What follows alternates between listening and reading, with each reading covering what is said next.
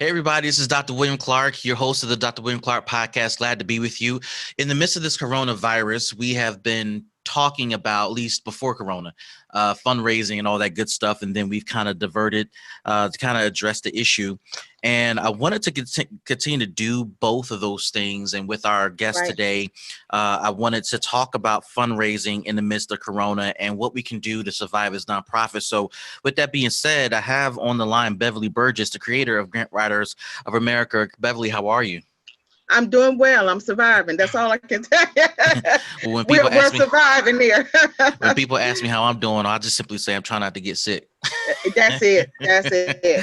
That's all. Well, And trying to stay healthy. yep, that's for sure. So Beverly, let's jump into the podcast. But before we do that, just tell us a little bit about yourself and what people should know about you.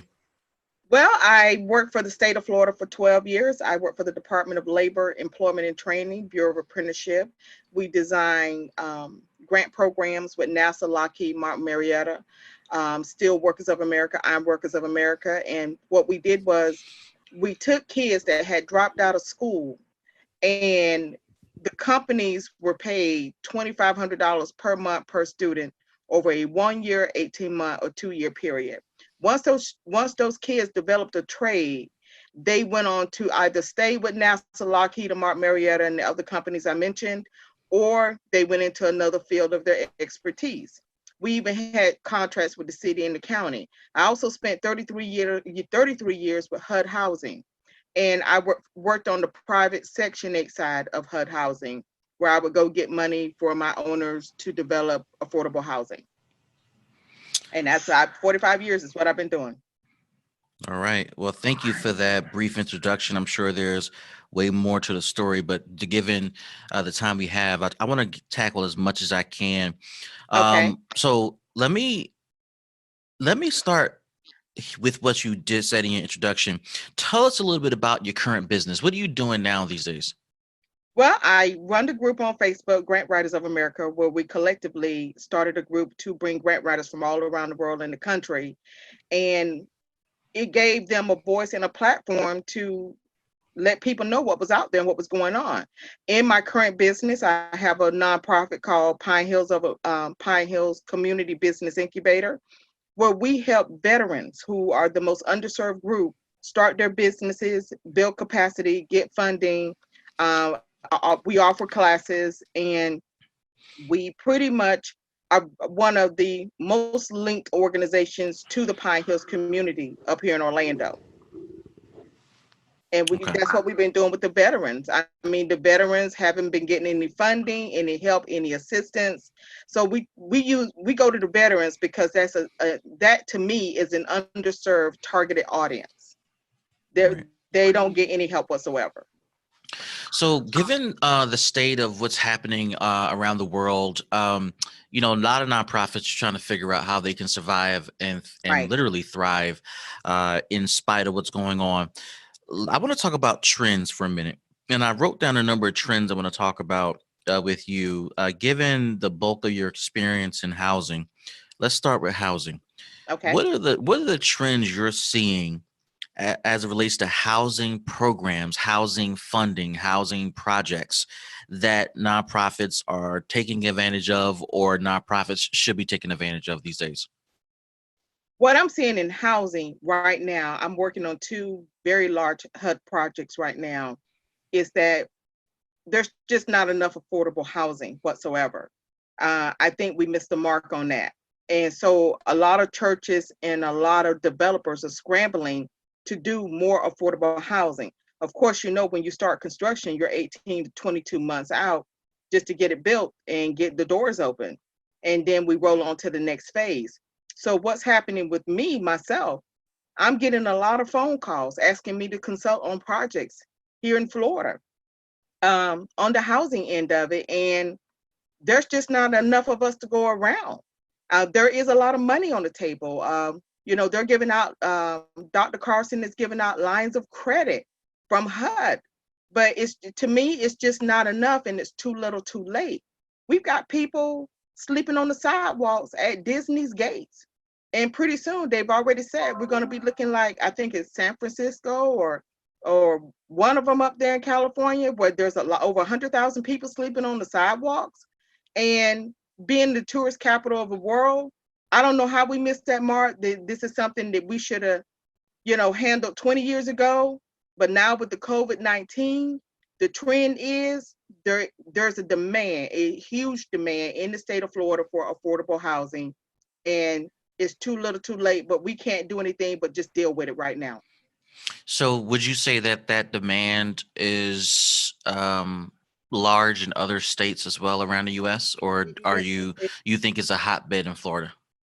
It's a hotbed in Florida, but also I've been talking to grant writers in New York. It's seeing definitely a big demand for housing. They definitely need it in California. I mean, in every area of California is what I'm finding out. And there is a demand also in Dallas, Texas, because Dallas has so many rural areas. So those four states, Florida, Dallas, New York, and California, have a big demand for housing, but it's more of a hotbed because people want to come to Florida where it's nice and sunny. In my opinion, Dr. Clark, we only have 11 months of hot weather. I mean, we've gone to the beach when it's been below zero in New York. We've gone to the beach in our shorts, and more and more people are moving here. And they estimated yesterday that over 1,200 people per day are moving into the great state of Florida. So for organizations or nonprofits who say, Beverly, that's great, but we need some practical steps on how to get into this business. What are some entry level ways nonprofits can jump into the housing business, the affordable housing business? Well, the first thing they have to do, which I find with a lot of nonprofits, they don't have an EIN number. They don't have a DUNS number. And what people have to understand, these are two separate entities. Your EIN number just identifies you as a business, but your DUNS number allows you to do business with the federal government. A lot of nonprofits also need to take the time, what I'm discovering, Dr. Clark, and register in the SAM system.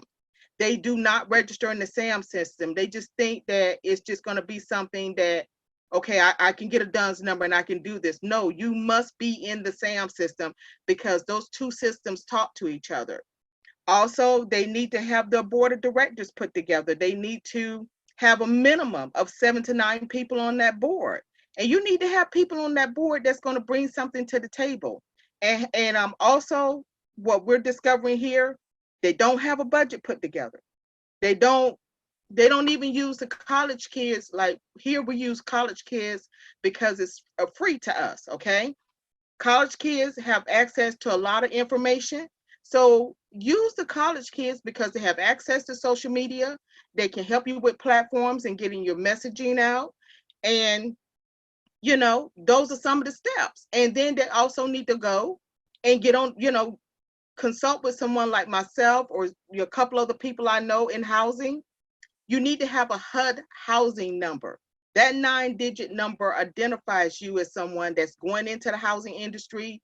You know what you're doing. You're asking the right questions, and having a good, when I say developer, having someone on your team that understands real estate, that knows how to develop it. What is it going to cost you per square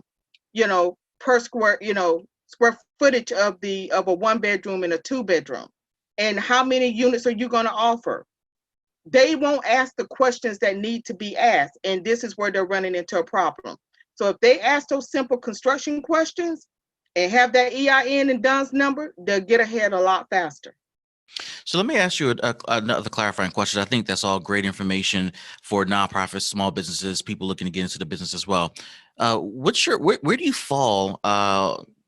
What side do you fall on when people want to have the conversation about should we do this housing project or any business as a nonprofit or for profit?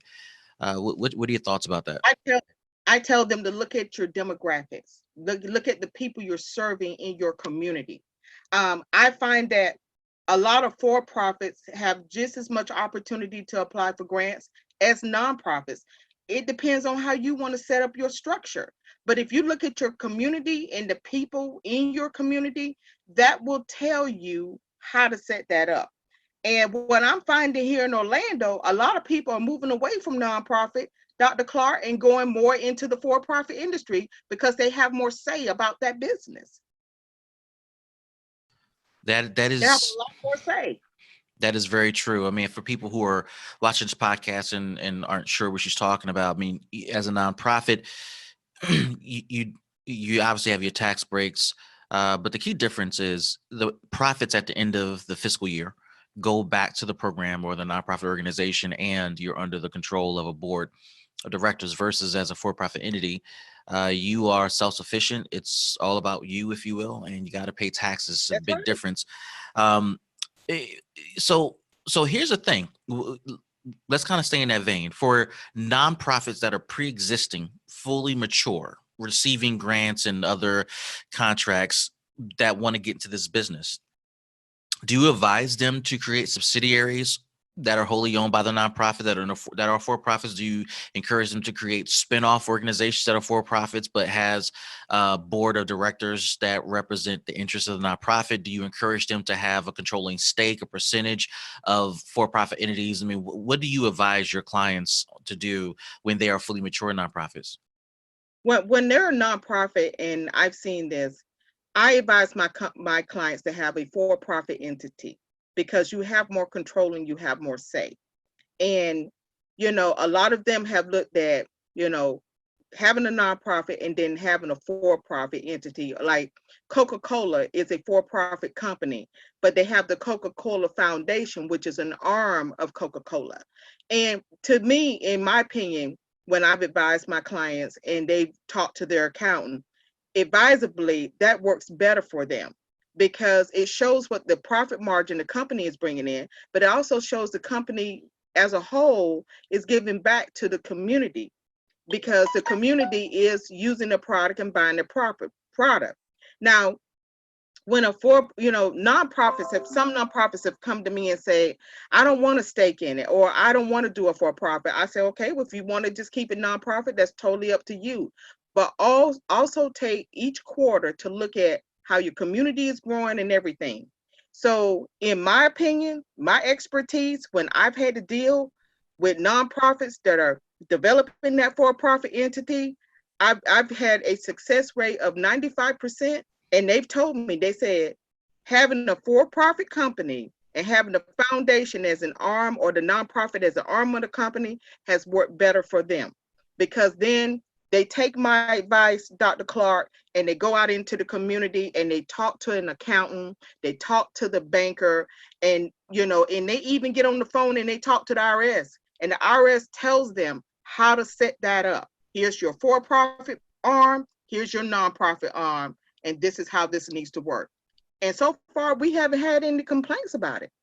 So you're saying if one has a choice, starting a new entity or series of them, you're suggesting they start a for-profit entity and have a nonprofit as a subsidiary?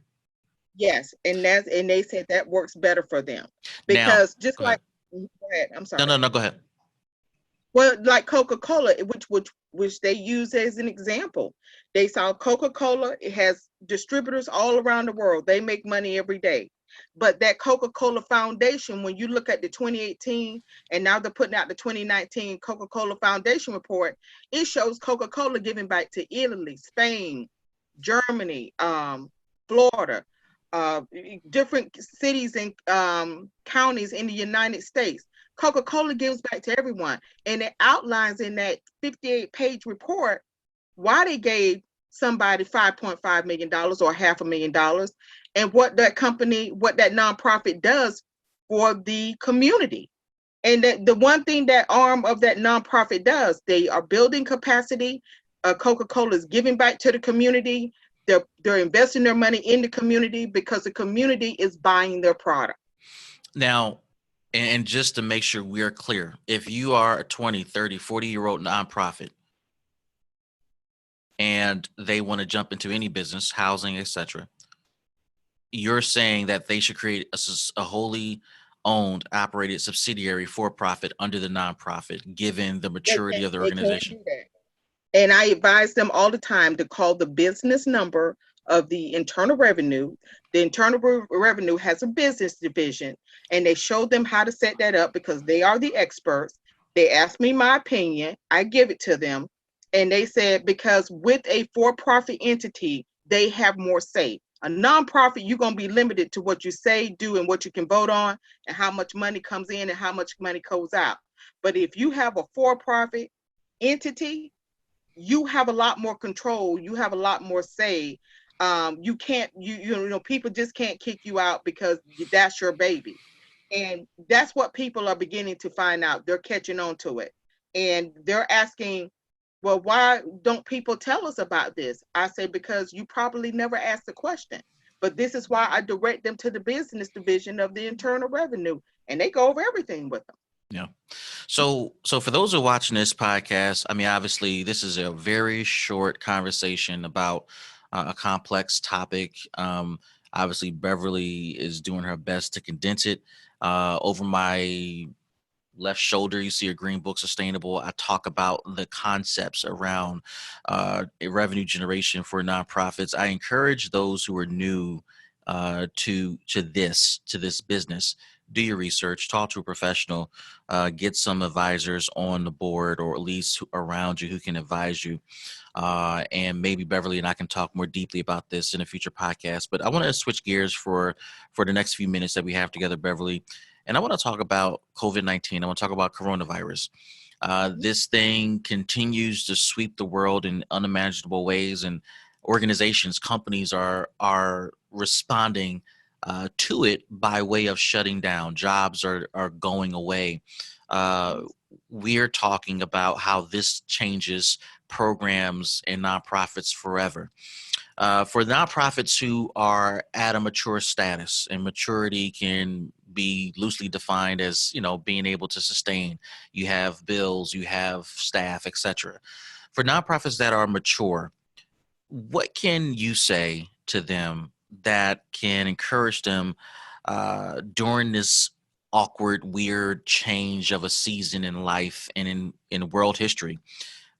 And what can you advise them on how to financially survive in this strange moment? What we're finding right now is a lot of grants. Like, we do a lot of corporate grants, and one of those corporate grants is Coca-Cola. They have an endless amount of money that they are wanting to give away.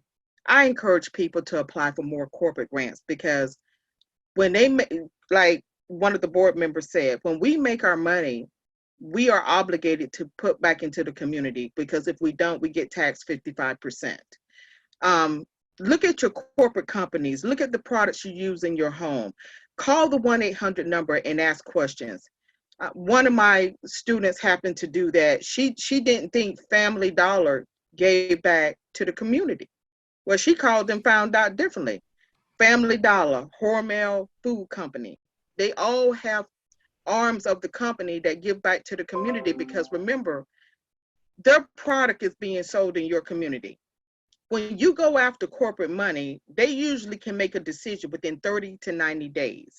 And considering the COVID-19, a lot of these companies, when they're giving out money now, they're making those decisions within 30 to 45 days if they're going to fund you.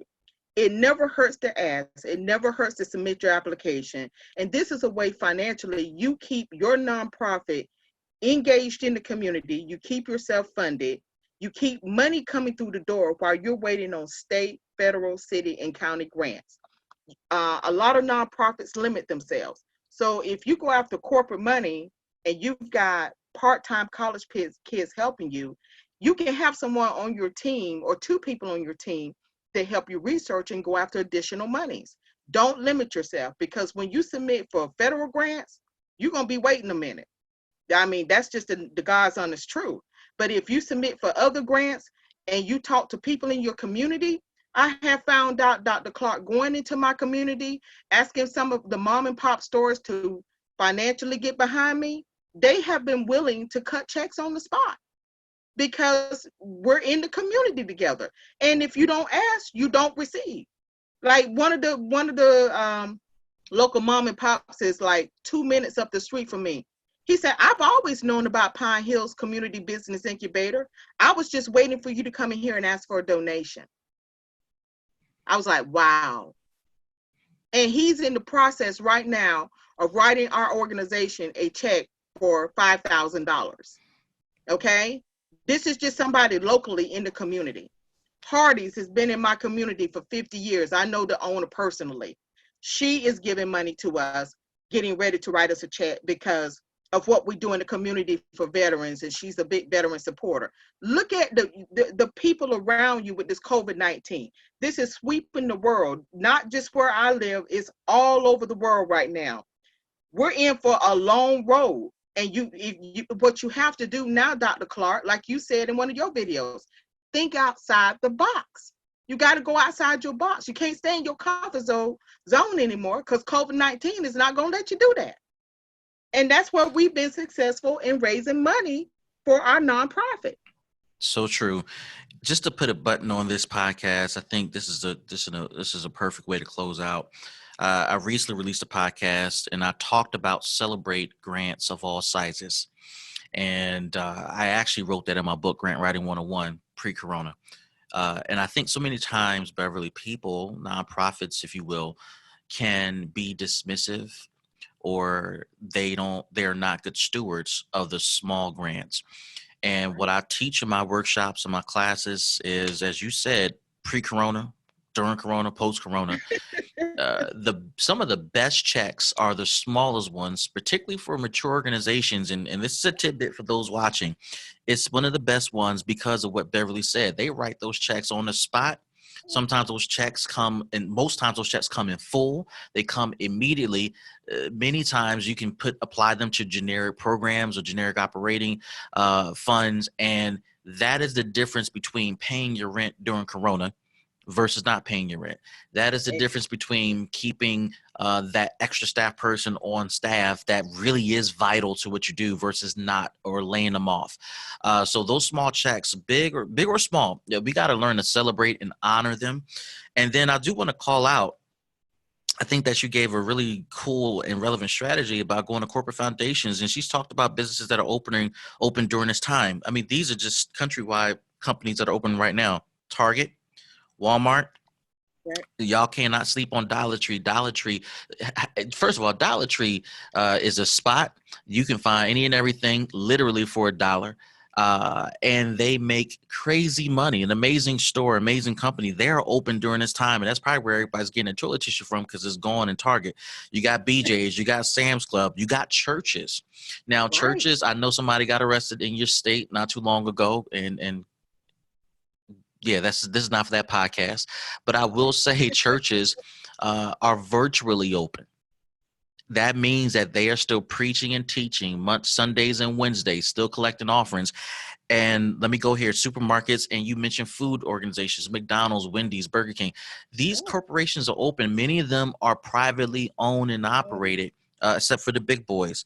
And you can still go to these organizations. And one of the things I said in the recent podcast too, Beverly, and we'll close with this, that these organizations are looking for outlets in the community so that when during this time and then after this time, they can say that they have a footprint in partnership with your nonprofit. Beverly, I know our time is short. Thank you for doing this. Hopefully we can do it again. This is the Dr. William Clark Podcast. We'll see you in the next episode. See you guys. Have you ever wondered how large nonprofits consistently generate millions of dollars? Have you ever wondered how to write the perfect grant, or how to successfully manage a grant, or even how to find money beyond grants? Hi, my name is Dr. William Clark, and I'm the creator and instructor of What You Should Know Before Applying for Grants. This masterclass has over 28 modules of training, and it comes with tools, tips, and tricks on how to generate significant money for your nonprofit. Some students have been fortunate enough to build six-figure programs, and others have been fortunate enough to triple their fundraising results because of this masterclass.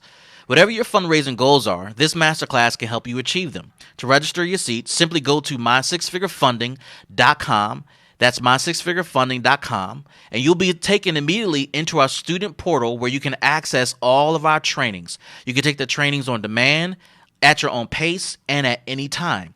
You even can interact with other students and me all online from the comfort of your home or your office. If you want to secure your seat today for this masterclass, what you should know before applying for grants, simply go to mysixfigurefunding.com. Again, that's mysixfigurefunding.com. And I'm looking forward to learning with you and growing with you as you achieve your fundraising goals for your nonprofit.